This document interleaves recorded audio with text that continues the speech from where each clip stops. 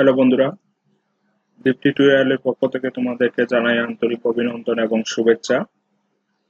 আজকে আমরা বাংলা প্রথম পত্র বঙ্গবাণী কবিতাটি আব্দুল হাকিমের খুব গুরুত্বপূর্ণ একটি কবিতা। আজকে আমরা এই কবিতাটি নিয়ে আলোচনা করব এবং চেষ্টা করব এই কবিতাটি দ্বারা কবি কি বুঝিয়েছেন এবং কবিতার মূল বিষয়বস্তু কি। তোমরা প্রথমে যে কাজটি করবে, তোমরা অবশ্যই তোমাদের পাঠ্য বইটি সামনে নিয়ে বসবে এবং চেষ্টা করবে আমার সাথে লাইনগুলো দাগানোর জন্য। গত পর্বে আমি আলোচনা করেছিলাম, যখন আমরা একটি চ্যাপ্টার শুরু করব তখন কবি পরিচিতি, পাঠ পরিচিতি এবং শব্দার্থ সম্বন্ধে আমরা জেনে নিব। কবি পরিচিতির প্রথম দিকে রয়েছে, আনুমানিক ১৬২০ খ্রিস্টাব্দে সন্দ্বীপের সুধারামপুর গ্রামে আব্দুল হাকিম জন্মগ্রহণ করেন এবং তিনি ছিলেন একজন মধ্যযুগের কবি।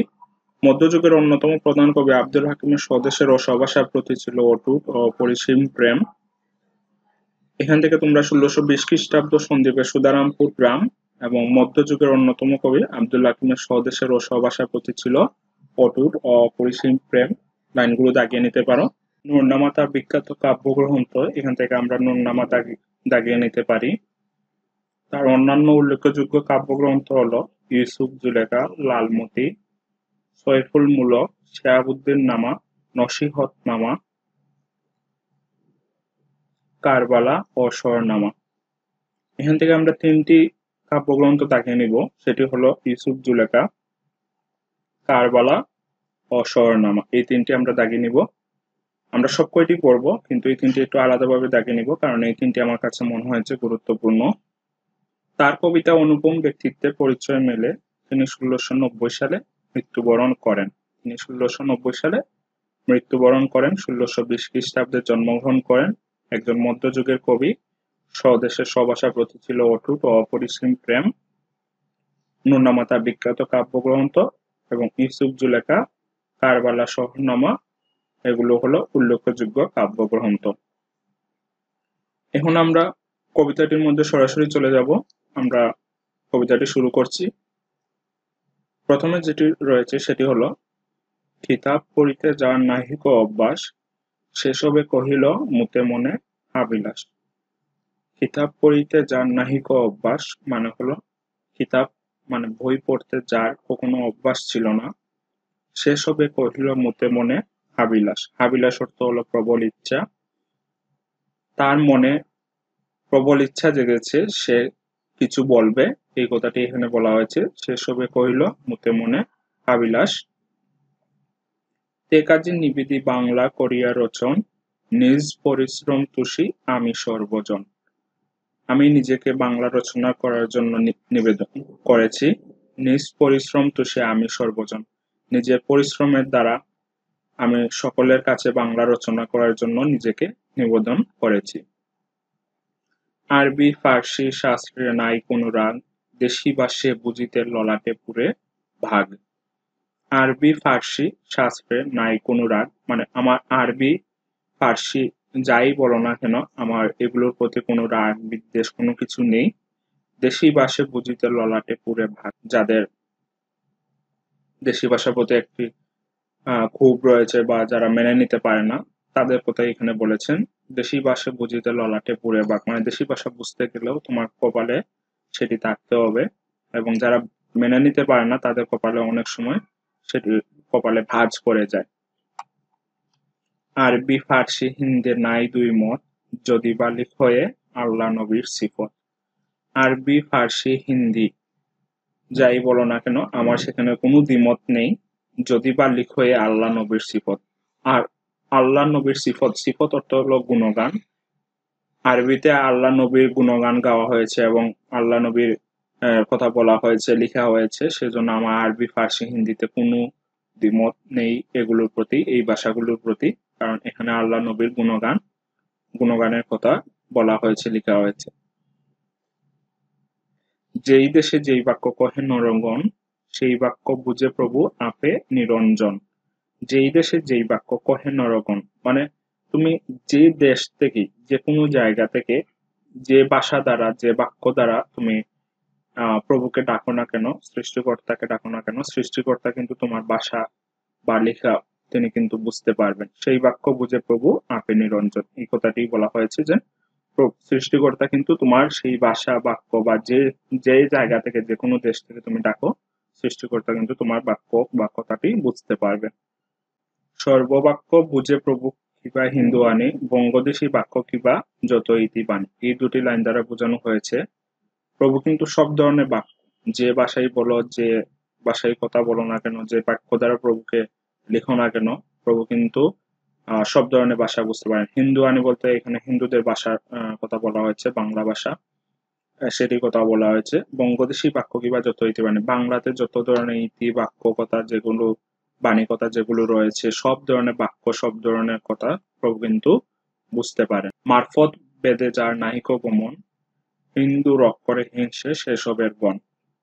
মারফত বেদে যার নাহিক গমন, ধর্মীয় দৃষ্টিকোণ থেকে যারা ভাষাকে ভেদাভেদ করেন বা ধর্মীয় দৃষ্টিকোণের থেকে যারা ভাষাকে মেনে নিতে পারেন না, হিন্দু রক্ষরে হিংসে সেসবে গণ। মানে হিন্দু রক্ষর বলতে এখানে বাংলা ভাষাকে বোঝানো হয়েছে। বাংলা ভাষার প্রতি তাদের কিন্তু একটি আলাদা হিংসা বিদ্বেষ রয়েছে। তারা কিন্তু সেইভাবে বাংলাকে মেনে নিতে পারেন না, কারণ তারা ধর্মীয় দৃষ্টিকোণ থেকে একভাবে চিন্তা করেন যে এই ভাষাটি হয়তো তাদের পক্ষে মেনে নেওয়া সম্ভব নয়। যেসবে বঙ্গেতে জন্মে হিংসে বঙ্গবাণী, সেসব কাহার জন্ম নির্ণয় ন জানি। এই দুটি লাইন দ্বারা কিন্তু কবি কিন্তু এখানে তার মনের যে ক্ষোভ বা যে রাগ, সেটি কিন্তু তিনি প্রকাশ করেছেন এই দুটি লাইন দ্বারা।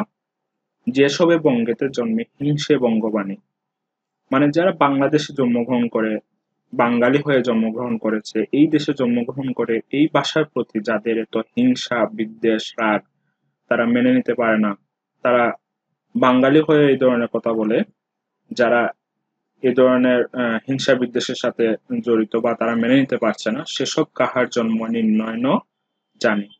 কবি বলেছেন এখানে আসলে কি সেই মানুষগুলো যারা মেনে নিতে পারছে না ভাষার প্রতি, যাদের এত হিংসা বিদ্বেষ, তারা কি আসলে এই দেশে জন্মগ্রহণ করেছে কিনা, তার মনে একটি দ্বিধা বোধ রয়েছে যে সেসব কাহার জন্ম নির্ণয় ন জানে। আসলে কি তারা এই দেশে জন্মগ্রহণ করেছে কিনা, তারা আসলে কি বাঙালি কিনা, এই কথাটি বলেছেন কবি।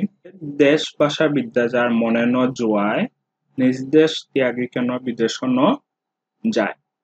মানে দেশ ভাষা বিদ্যা যার মনে ন জোয়ায়, এখানে কবি বোঝাতে চেয়েছেন যারা বাংলা ভাষার কথা বলে, বাঙালি হয়ে জন্মগ্রহণ করে এবং নিজের ভাষাকে যারা মেনে নিতে পারেন না, নিজের ভাষার প্রতি যাদের এত হিংসা বিদ্বেষ রাগ, এবং নিজের ভাষার কথা বলে তারা তাদের মনের তৃপ্তিটা পায় না, নিজ দেশ ত্যাগী কেন বিদেশ ন যায়।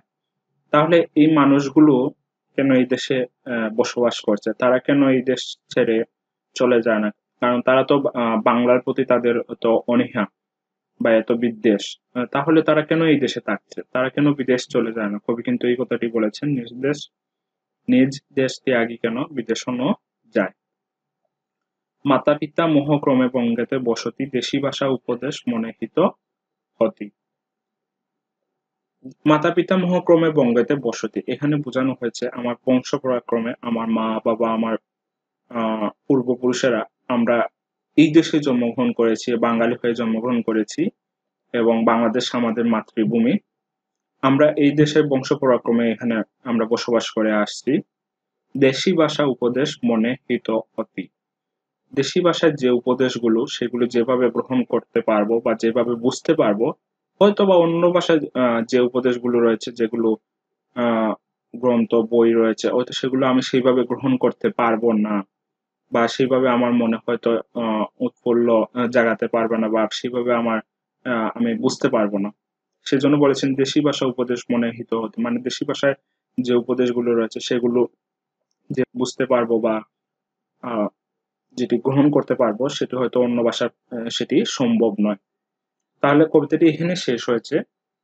মূলত বঙ্গবাণী কবিতাটি দ্বারা কবি বোঝাতে চেয়েছেন এখানে মাতৃভাষার প্রতি কবির যে ভালোবাসা, সেটি বোঝানো হয়েছে। এখন আমরা একটু পাঠ পরিচিতি নিয়ে আলোচনা করব। আমি পাঠ পরিচিতি নিয়ে তোমাদের সাথে একটু আলোচনা করছি। বঙ্গবাণী কবিতাটি কবি আব্দুল হাকিমের নুরনামা কাব্যগ্রন্থ থেকে সংকলন করা হয়েছে। এখানে খুব গুরুত্বপূর্ণ নুরনামা কাব্যগ্রন্থ। মধ্যযুগীয় পরিবেশে বঙ্গবাসী ও বঙ্গভাষার প্রতি এমন বলিষ্ঠ বাণীবদ্ধ কবিতার নিদর্শন দুর্লভ। কবি এই কবিতায় তার গভীর উপলব্ধি ও বিশ্বাসের কথা নির্দ্বিধায় ব্যক্ত করেছেন। আরবি, ফার্সি ভাষার প্রতি কবির মোটেই বিদ্বেষ ছিল না। এসব ভাষায় আল্লাহ ও মহানবীর স্তুতি বর্ণিত হয়েছে, তাই এসব ভাষার প্রতি সবাই পরম শ্রদ্ধাশীল। যে ভাষা জনসাধারণের বোধগম্য নয়, যে ভাষা অন্যের সঙ্গে ভাব বিনিময় করা যায় না, সেসব ভাষাভাষী লোকের পক্ষে মাতৃভাষা কথা বলা বা লেখাই একমাত্র পন্থা। এ কারণে কবি মাতৃভাষা গ্রন্থ রচনায় মনোনিবেশ করেছেন। কবির মতে মানুষ মাত্রই নিজের ভাষাকে স্রষ্টাকে ডাকে, আর স্রষ্টাও মানুষের বক্তব্য বুঝতে পারেন। কবির চিত্তে তীব্র ক্ষোভ এজন্য যে যারা বাংলাদেশে জন্মগ্রহণ করেছে অথচ বাংলা ভাষার প্রতি যাদের মমতা নেই, তাদের বংশ ও জন্ম পরিচয় সম্পর্কে কবির মনে সন্দেহ জাগে। কবি সকেদে বলেছেন, এসব লোক যাদের মনে স্বদেশের ও স্বভাষার প্রতি কিছুমাত্র অনুরাগ নেই, তারা এই দেশে পরিত্যাগ করে অন্যত্র চলে যায় না কেন? তারা কি আসলে এই দেশে জন্মগ্রহণ করেছে কিনা, বা তারা এই দেশে কেন থাকছে, তারা কেন বিদেশ চলে যায় না, এই ধরনের কথা কিন্তু কবি তার কবিতায় বলেছেন। বংশানুক্রমে বাংলাদেশই আমাদের বসতি, বাংলাদেশ আমাদের মাতৃভূমি, এবং মাতৃভাষার বর্ণিত বক্তব্য আমাদের মর্ম স্পর্শ করে। এই ভাষার চেয়ে হিতকর আর কি হতে পারে? এটি ছিল পাঠ পরিচিতির মূল বিষয়বস্তু। এখানে কিন্তু আসলে ভাষার প্রতি যে কবির অনুরাগ বা ভালোবাসা, সেটি কিন্তু বোঝানো হয়েছে। এবং যারা বাংলা ভাষাকে হিংসা বিদ্বেষ বা মেনে নিতে পারে না, কবি সেসব লোকদেরকে বলেছেন তারা এই দেশ থেকে চলে যেতে, তারা কেন এই দেশে থাকছে, এবং বংশানুক্রমে কিন্তু বাংলাদেশেই আমাদের বসতি। আজকের পর্বটি আমি এখানেই শেষ করছি। যদি আমার এই পর্বটি ভালো লেগে থাকে, অবশ্যই তোমরা অন্যদের সাথে শেয়ার করবে, এবং ভালো লাগলে অবশ্যই চ্যানেলটিতে সাবস্ক্রাইব করবে, শেয়ার করবে, এবং পাশে থাকা বেল বাটনে ক্লিক করবে আপডেট ভিডিওগুলো পেতে। পর্বটি এখানে শেষ করছি। যদি তোমাদের কোনো মতামত প্রয়োজন হয়, তোমরা অবশ্যই আমাকে জানাতে পারো কমেন্ট বক্সে, এবং যে কোনো ধরনের প্রশ্ন থাকলে সেটি জানাতে পারো। আমি চেষ্টা করব তোমাদের প্রশ্নের উত্তর দেওয়ার জন্য। তাহলে শেষ করছি এই পর্বটি। ভালো থাকবে, সুস্থ থাকবে। ধন্যবাদ সবাইকে।